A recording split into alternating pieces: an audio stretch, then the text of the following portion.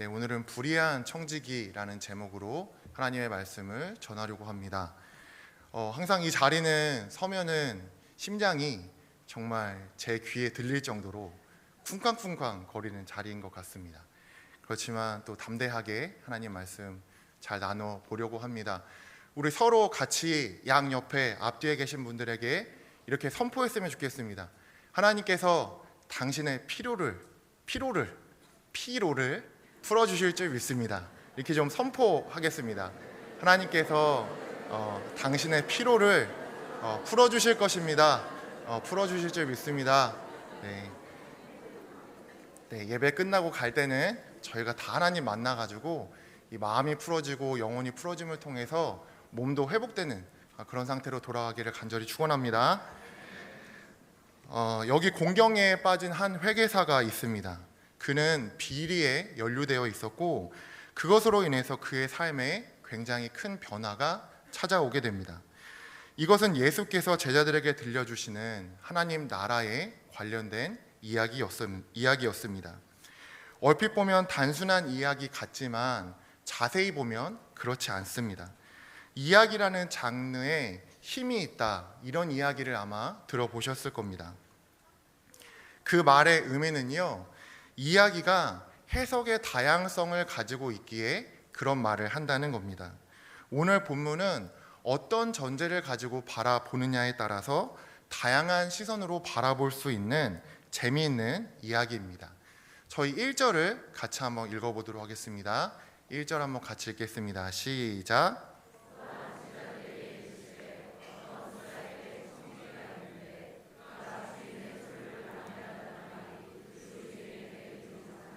아멘. 1절에서부터 이제 문제가 발생을 하게 됩니다. 소유를 낭비하고 있다, 이게 아니라 낭비한다는 말이 주인에게 들렸다라고 오늘 본문은 이야기하고 있습니다. 그래서 청지기가 모함을 당한 상황이라고 전제하며 해석을 전개하는 그런 성경학자들도 있습니다. 하지만 8절을 보시면, 눈으로 한번 8절을 보십시오. 성경을 가지고 계신 분들은.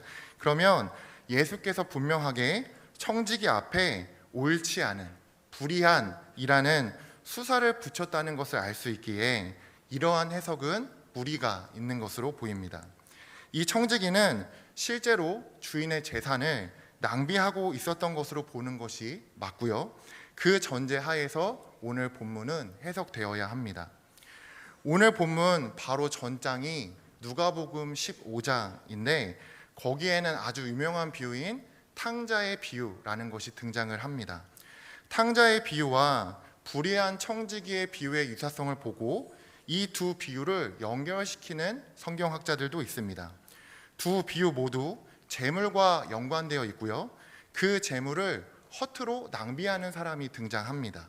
이 두 인물 모두 극적인 방향 전환, 회심을 하게 되고 주인에게 돌아오게 된다는 점에서 이 두 비유는 서로 연결되어 있다, 이렇게 보기도 한다는 거죠. 나름 일리가 있는 것 같지만 그렇게 봤을 때 이 두 비유가 동일한 의미를 가지고 있다고 봐야 하는데, 그러기에는 이 불의한 청지기라는 이야기의 핵심적인 내용이 탕자 이야기와는 분명한 차별성을 가지고 있기에 100% 이렇게만 보기에도 힘들다라고 볼 수 있습니다. 이제 이야기 속으로 조금 깊게 진입해 보도록 하겠습니다. 저희 2절과 3절을 한번 같이 읽어보도록 하겠습니다. 시작.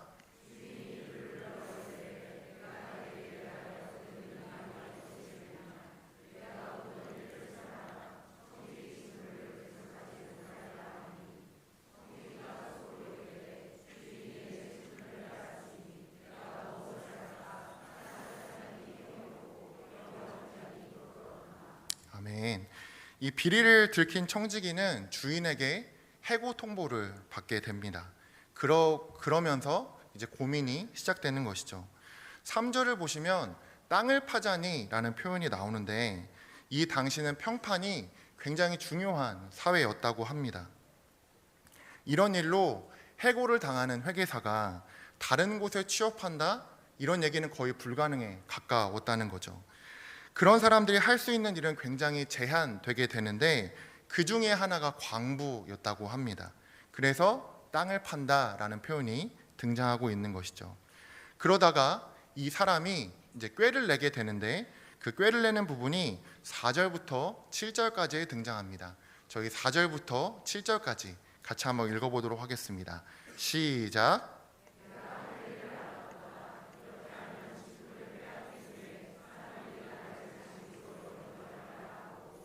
주인에게 빚진 자를 일일이 불러다가 먼저 온 자에게 이르되 내가 내 주인에게 얼마나 빚졌느냐 말하되 기름 100마리니이다.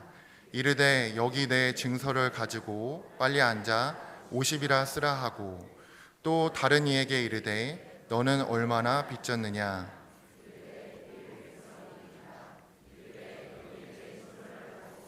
80이라 쓰라 하였는지라. 아멘. 그리고 16장 4절을 제가 현대인의 성경이라는 번역으로 읽어드리겠습니다. 옳지 알았다. 내가 이렇게 하면 쫓겨나더라도 사람들이 나를 자기들의 집으로 밤낮게 맞아주겠지. 이 회계사는 즉시 해고되는 것이 아니라 주인이 어느 정도 말미를 준 것으로 보입니다. 인수인계를 하는 기간이었겠죠. 그 기간 동안 사람들의 빚을 탕감해 주기 시작합니다. 올리브유 100마를요 절반으로 줄여주고요, 밀 100섬은 80섬으로 줄여줍니다. 이렇게 처리한 이유는 주인에게 해고를 당하고 난 후 자신이 의지할 사람을 정했기 때문입니다. 그는 이제 주인이 아니라 주인에게 빚진 사람들을 의지하기로 결정한 거죠. 이 사람들은 자신이 해고된 뒤에도 이 은혜를 잊지 않을 것이기 때문입니다. 이제 8절을 같이 한번 읽어보도록 하겠습니다. 저희 8절 읽겠습니다. 시작.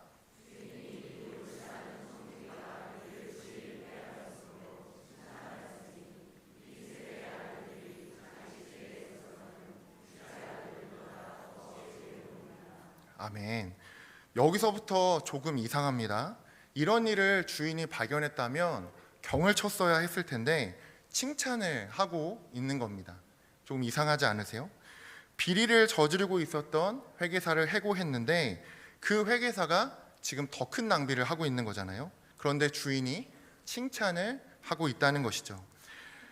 그래서 이 칭찬은 주인의 어떤 본성적인 칭찬이 아니라 사회적 평판을 의식한 억지 칭찬이었을 것이라고 해석하는 것이 좋을 것 같습니다.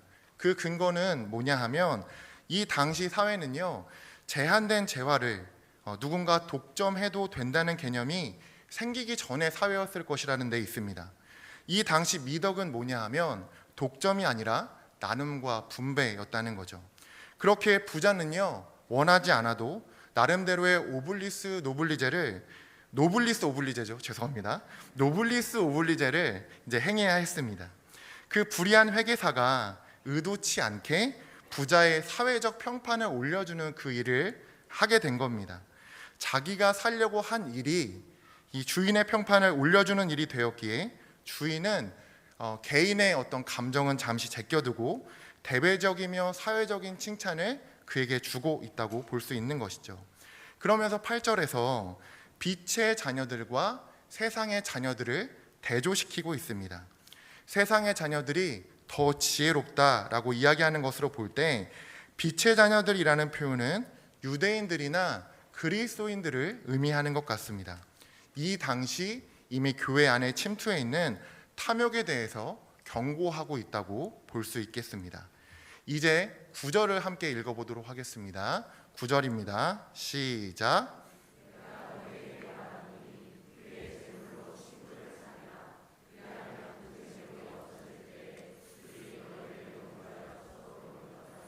아멘. 그러면서 이 불의한 재물로 친구를 사귀라고 합니다. 그런데 그들이 영주할 처소로 우리를 맞아들일 것이다 라고 이야기를 하죠. 여기서 중요한 표현이 등장하는데요, 뭐냐 하면 재물이 없어질 때라는 표현과 영주할이라는 표현입니다. 여기서 재물이 없어진다라고 했을 때 이것을 좀 원어적으로 보면은요, 재물이 떨어진다 이런 의미가 아닙니다. 재물이라는 개념 자체가 없어질 때, 재물이라는 것이 완전히 사라지는 순간을 이야기한다는 것이죠. 그리고 영주할이라는 원어는 번역하면 영원하다라는 표현입니다. 영원한 집으로 우리를 맞이할 수 있는 분이 누구시죠? 바로 하나님이시죠. 그러니까 이 친구는요, 하나님이라고 해석할 수도 있다는 것이죠. 그러니까 불의한 재물에 포인트가 있는 것이 아니라 영원한 집으로 우리를 마주해 줄 친구 쪽에 방점이 있다는 것을 알 수 있다는 겁니다.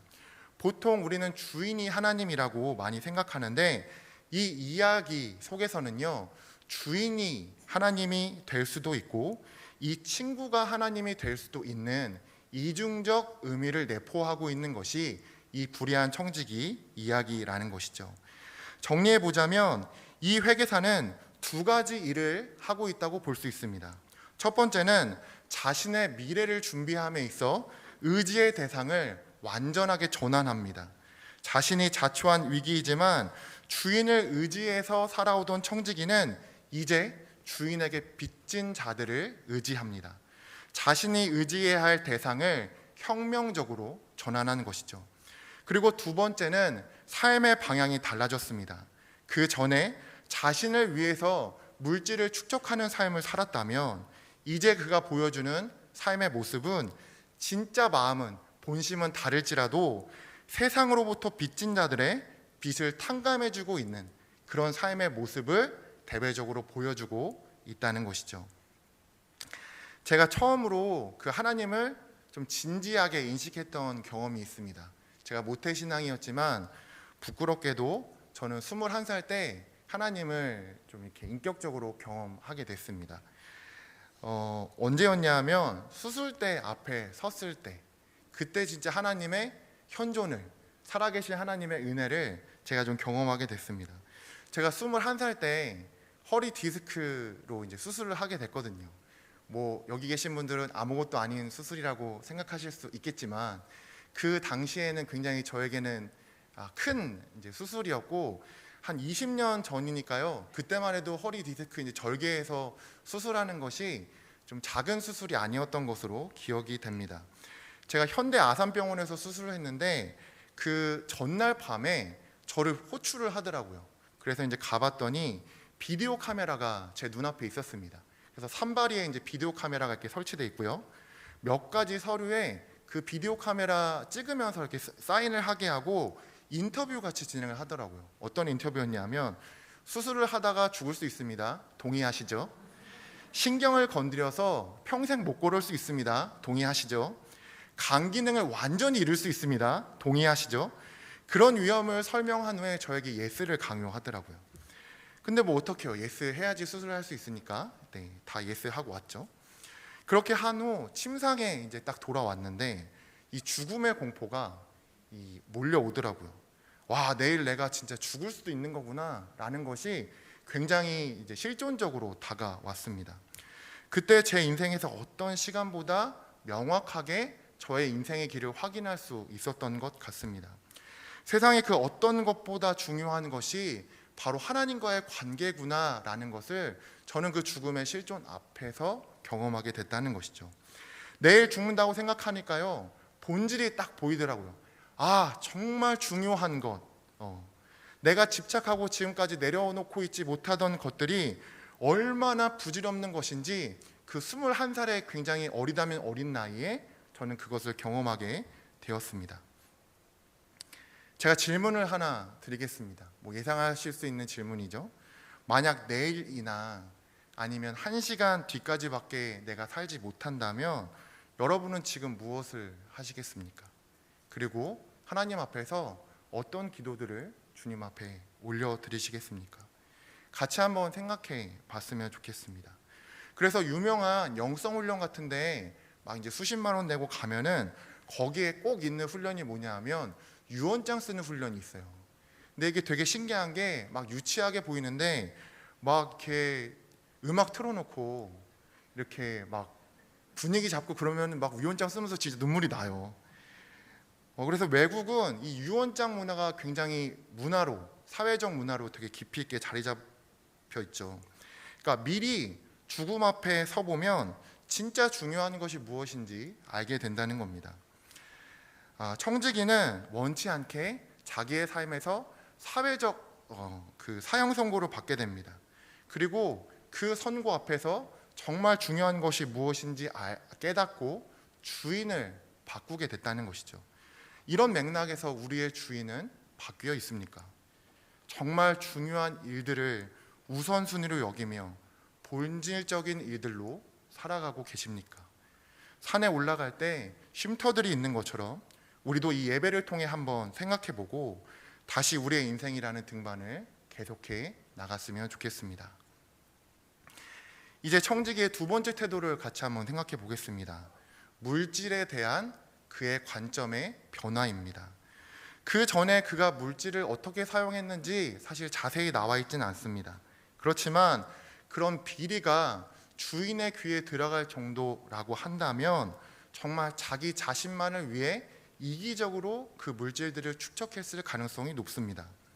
그런데 그의 본질이 바뀐 것은 아니지만 이제 그는 주인의 물질을 이용해서 다른 사람들을 돕는 삶을 살아가고 있다는 것에 우리는 주목해 볼 필요가 있다는 겁니다. 그의 의도를 완전하게 알지 못하는 사람이 본다면 절대로 그의 변화를 이해할 수 없는 부분이죠. 그렇지만 중요한 것은 뭐냐면 주인이 바뀌니까 그의 삶의 태도와 행동 또한 바뀌었다라는 겁니다. 이런 맥락이라면 13절도 이해가 됩니다.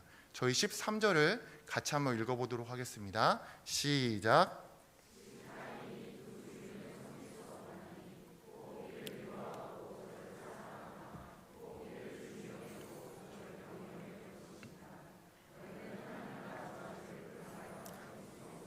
아멘.